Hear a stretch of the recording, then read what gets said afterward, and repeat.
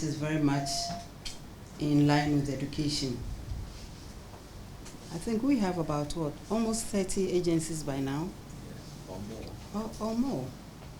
And if you look at the history, we've done 40% of the national budget before, and yet it's still not enough. And with good reason, you know.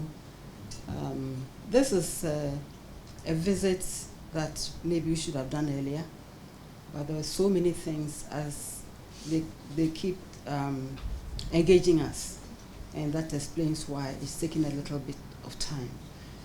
We didn't want to come at a time when the ministers were in Parliament, so you know our schedule has been impacted that way. So we are very, very happy that today we've been able to make this visit. For me and for Alberta too, is a kind of homecoming, because it's coming to a very, very familiar territory. I can remember some of the faces, but I also know that others have joined, and that's the way it should be.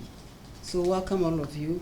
I have no doubt that everyone is doing the best they can, if not for ourselves, at least for our young learners, so that the best in them can also come out.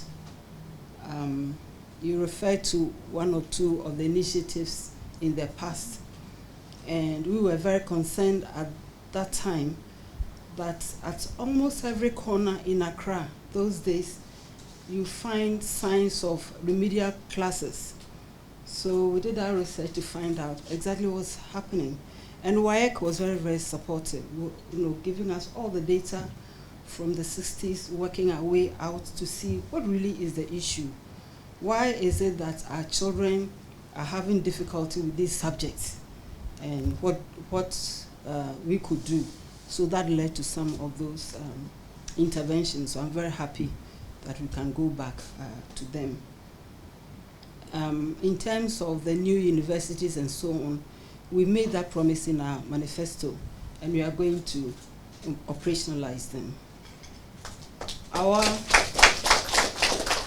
Our interest is not only the numbers, it's also to ensure that we can diversify the tertiary space and theme them.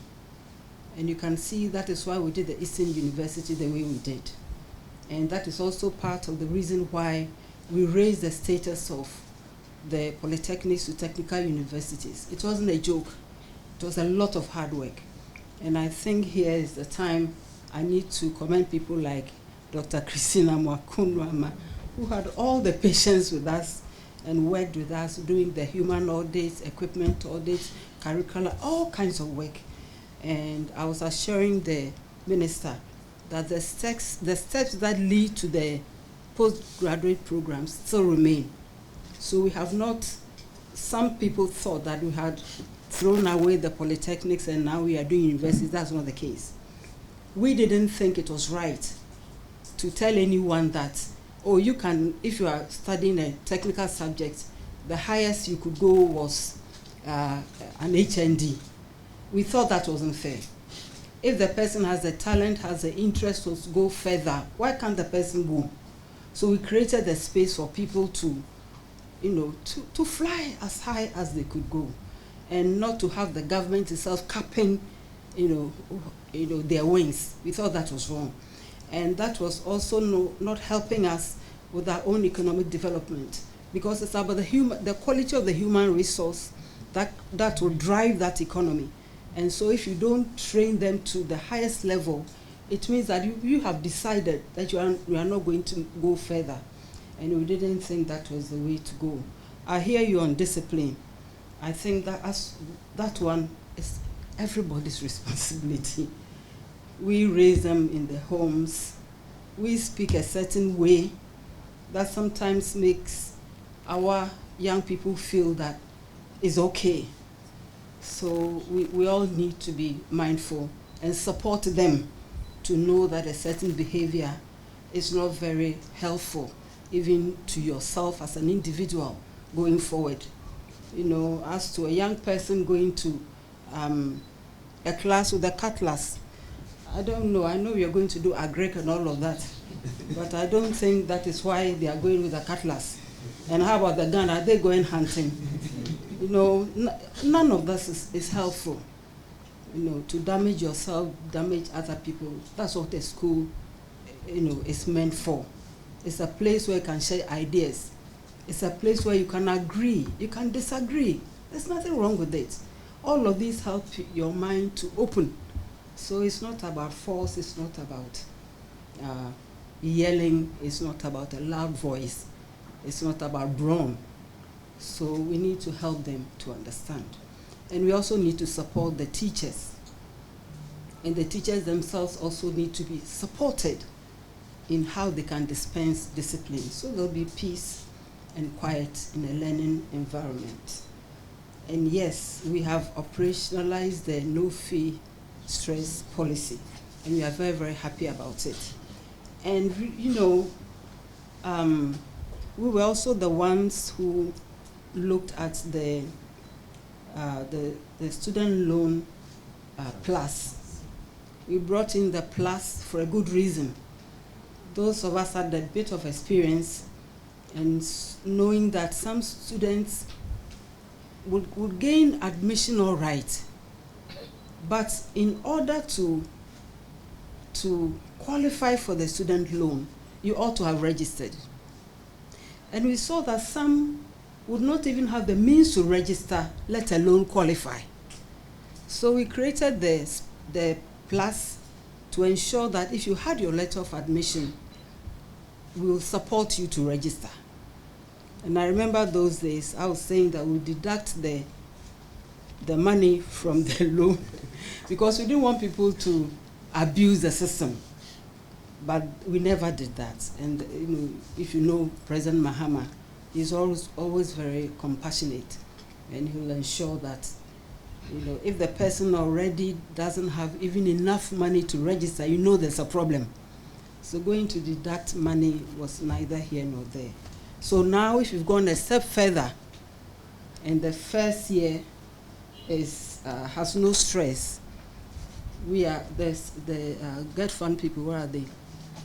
We are hoping that as we go forward, we'll be able to do proper means testing to support. There are some who need 2-3 times the amount, so that people will be properly supported and they can learn in peace. So we are very, very happy about that. In terms of the funding, as I said, we never have enough, we know. And whether we are setting up a fund or not, it's the same pot, isn't it, from which we are going to create the fund. Therefore, we may want to envisage a time where the pot is big, the pie is big. Actually, the pie should be so big that even if you have 10%, it's okay. So as a country and as an economy, we have a lot of work to do. And I have no doubt that all of us will put our hands to the wheel and ensure that we are building a very, very stable country for all of us. And that is where the sustainability hopefully should come in. So I just want to end my comments now. Thank all of you. I know there may be challenges in each of the agencies, but it's very important that we see each in the other. Let us collapse the silos. Let us learn to work together. There's so much talent in almost every agency that we can learn from, we can share. And I want to urge all of us that we learn from each other, we share our expertise, and that way the results are positive for all of us, and that's what matters most. I know you are doing your school placement, and you have all kinds of people besieging, if not your offices, your homes, your phones, and all of them. What can we do? Let's just try very politely to explain the situation. What we tried to do then was to create more A schools with the E-blocks. And that's one of my regrets, that we were not able to implement all of it. Yeah, to run the whole system to demonstrate that yes, you can have more A schools, and it doesn't matter whether they are boarding or D, but the rest they say is history. We'll pick up from where we are, and with everybody's support, we'll do the best we can. Thank you all very much.